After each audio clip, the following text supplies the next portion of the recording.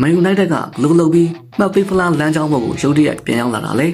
ရူဘင်အမော်ရင်ခစ်ကမိုက်ပုံကြီးကိုရှင်းပြဖို့မိုက်ကယ်ကာရက်အုတ်ထော့ဘုတ်ကိုပြန်ချချခဲ့ပြီးသူရောက်လာတာနဲ့အသင်းကိုဝင်းနီမရှင်နိုင်မောရှာဆက်ကြီးတစ်ခုအဖြစ်ပြောင်းလဲပြတော့တာပဲဇန်နဝါရီလလေသူစကင်ကလေးကယူနိုက်တက်ဟာ9ပွဲဆက်တိုက်ရှုံးပွဲမရှိသေးပဲ6ပွဲထိနိုင်ထားတယ်စီးတီးကို2ဂိုးဂိုးမရှိနဲ့ရိုက်ချခဲ့တယ်အာဆင်နယ်ကိုသူတို့အိမ်ခွဲမှာ3ဂိုး2ဂိုးနဲ့ပညာပြခဲ့တယ်စပါကိုလည်း2ဂိုးပြတ်တိတ်ခဲ့တယ်လို့ပြီးခဲ့တဲ့တနင်္ဂနွေကပဲပဲလစ်ကိုအနာယူပြီးမှတ်ပေးစရာကိုကန်လုပ်ပြလိုက်ပြန်တယ်ဒီပြောင်းလဲမှုကတကယ်ကိုရှူးကျင်စရာပဲဆက်စကိုကတော့ကြီးကုတ်3ထားလာအောင်မရအောင်နောက်ဆုံး10ပွဲမှာ9ဂိုးထိတွန်းထားပြီးကွင်းထဲမှာကိုဘီမိုင်လူကလည်းဘယ်သူမှရှင်လို့မရအောင်စိုးမိုးထားတယ်လို့လူနိုကလည်းအချုံနောက်တွေကလွတ်မြောက်သွားတယ်လို့မျိုးဇန်နဝါရီ19နောက်ပိုင်းမှာဂိုးကန်တီးမှု22ချိန်အထိလှုပ်ပြထားတယ်တက်ရောက်လာတဲ့ဂိုးသမားစတန်နီလန်မန်စ်ကလည်းလက်မှာကော့ကတ်ထားလာလို့ထင်ရအောင်ယူနိုက်တက်ဂိုးပေါက်ကိုအော်တိုတိုင်းကြီးလိုကာဝယ်ပေးနေတယ်အမ်ဘူမိုနဲ့ကူညာတို့ရဲ့တိုက်စစ်ကလည်းကာရက်လက်အောက်မှာတကယ်ကိုအဆုံးသက်သေးကြလွန်းတယ်အမှတ်ပေးစရာအလဲကနေ2လအတွင်းမှာပဲအမှတ်ပေးဖလားကိုချင်းချောက်လာတဲ့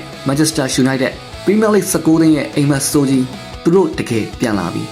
ဒီလိုစိတ်ဝင်စားစရာကောင်းတဲ့ဘောလုံးအကြောင်းအရာတွေကိုနေတိုင်းကြည့်နိုင်ဖို့ကျွန်တော်တို့ရဲ့ Edge of the Pitch Channel ကို Like and Follow လုပ်ထားပေးဖို့ပြောကြားလိုပါတယ်ကျေးဇူးတင်ပါတယ်ခင်ဗျာ